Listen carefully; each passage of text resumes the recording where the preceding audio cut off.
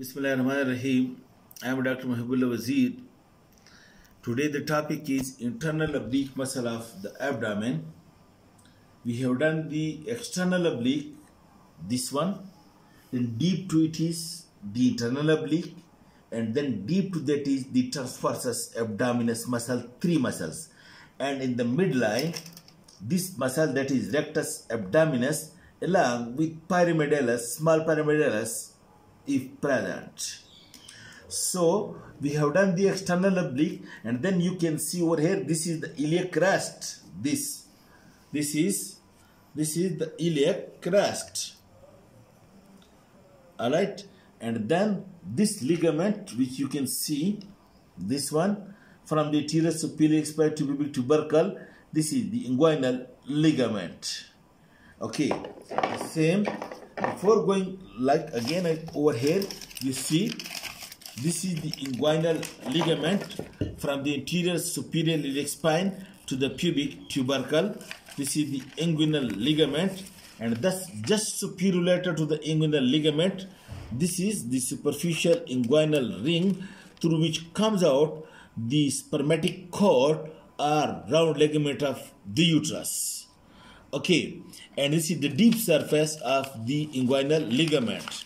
The internal oblique muscle, it originates, look, the origin of internal oblique muscle is number one, look, from this lumbar fascia. This is fascia in the lower region. It originates from this ilitis dorsi, you remove it. It originates from this lumbar fascia, and then it originates from the intermediate lip of the anterior two-third of the iliac crest. Note, this is the iliac crest.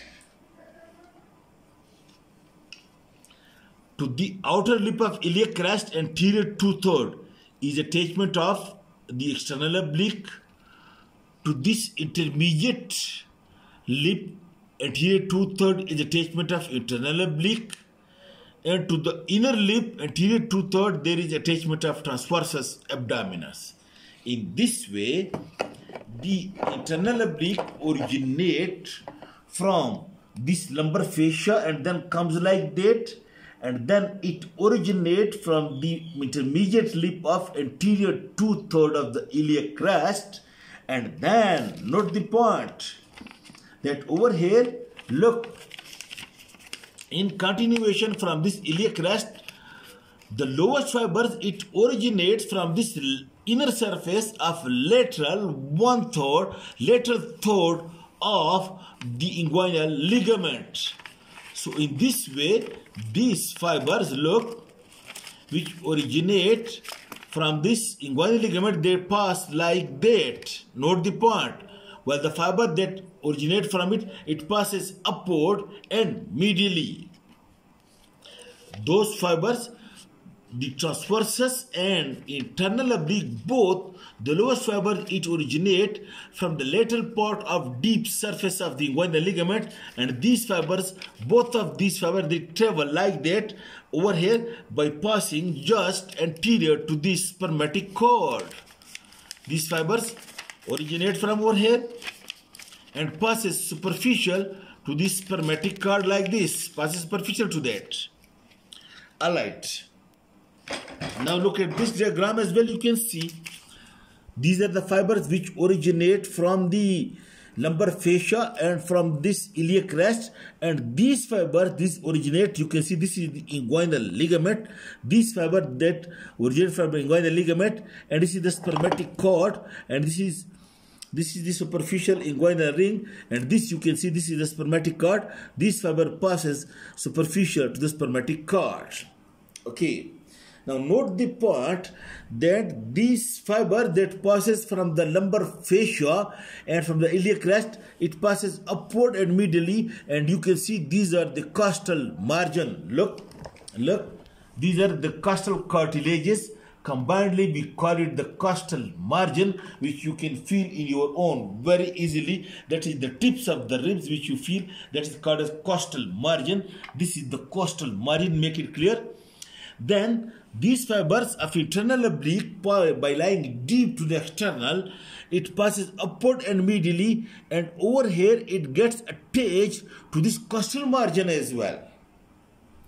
Then what happens that at the 9th costal cartilage, you can see, look, this is the 12th rib, this is the 11th, and this is the 10th, and this is the 9th. At the 9th costal cartilage, then the muscle fibers give way to this white epineurasis. This white epineurasis is being formed from these muscle fibers. And then what happens that this epineurasis splits into two. Note the point.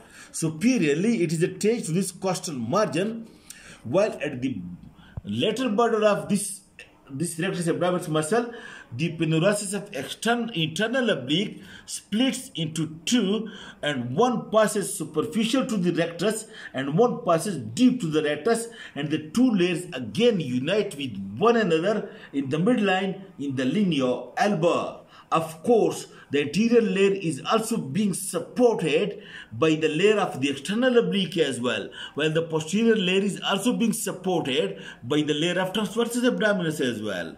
But note the point that at this lateral border of the rectus, the internal oblique epineurasis is divided into two strips. One passes superficial and one passes deep, and in the midline, the two unite with one another to form the linea alba and form the rectus sheath, and over here in this rectus sheath lies this rectus abdominis muscle. Now, midway between the umbilicus and the pubic symphysis,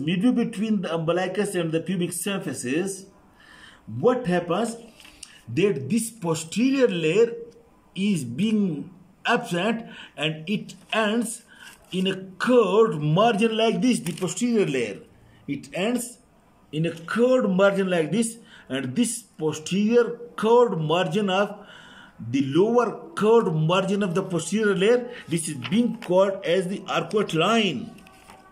You can see it over here.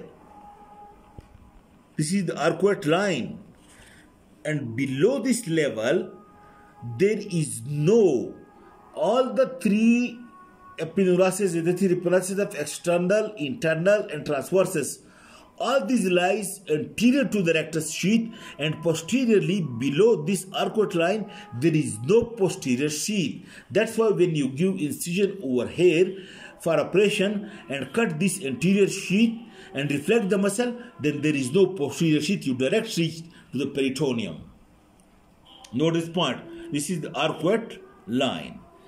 But the lowest fibers, the point to understand about especially the lowest fibers is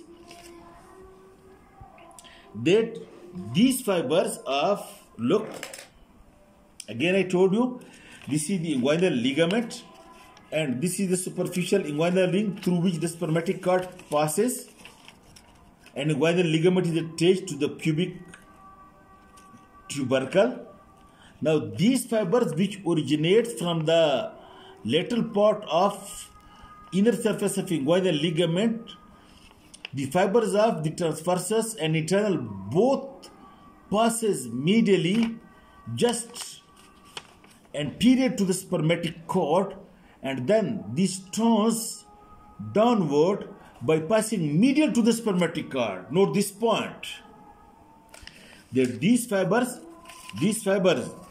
that originate from this lateral third, both of the transversus and internal oblique, this passes medially, passing anterior to this spermatic cord, and then they turns like this, now become epineuritic and passes medial to the spermatic cord, and then it passes behind the spermatic cord to be attached to the pubic crest and pectineal line. Note the point. This point must be understood to you, because while we will be discussing the inguinal canal anatomy, then it would be easy for you to understand. Look again. This is the epineurasis of external oblique. This is superficial inguinal ring. This is the spermatic cord. You cut it over here and reflect it.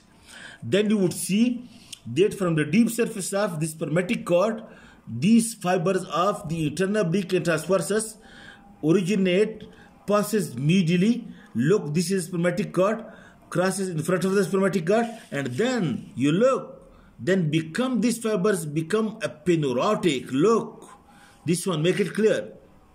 This fiber become a, and now these lies medial to the spermatic cord and are attached over here. Note the point. The inguinal ligament is attached to the pubic tubercle, while these fibers are attached again over here to this pubic crest and this pectineal line by passing deep to the spermatic cord. By passing deep to the spermatic cord. Okay? So in this way you can see these fibers first lying lateral, then anterior, then medial, and then it passes, look, this is spermatic cord, it passes deep to the spermatic cord to be attached to this crest of this pubic crest and pectineal line, and especially those attachment of this and these combined fibers of the internal oblique and transversus, this is being called as conjoined tendon. You can see. Also again, you look it over here, maybe it become more clear to you. Look, this is the spermatic cord. This is the inguinal ligament which is attached over here to the, look, this is the pubic tubercle. It is attached over here to the pubic tubercle. While these fibers of the internal and transversus, they unite with one another, become aponeurotic, and you can see this one whitish tendon, and this is called as conjoined tendon, or also called as falx inguinale, or inguinal falx or falx inguinale. And this conjoined tendon then it passes deep to this spermatic cord, and it gets attached over here to the crest of the spine and to the crest of the pubic bone and to the pectineal line. This way it passes deep to this spermatic cord, and these fibers of the conjoined tendon, which are being formed by the lowest fibers of the internal and transversus, they play an important role in keeping the integrity of the inguinal canal. Alright. This is about the origin and insertion of the internal oblique. Okay? Thank you. Then we will do the transversus, and then we will go into the canal, and then the nerve supply and the action of the muscle also we will discuss later on in the next lectures. Thank you.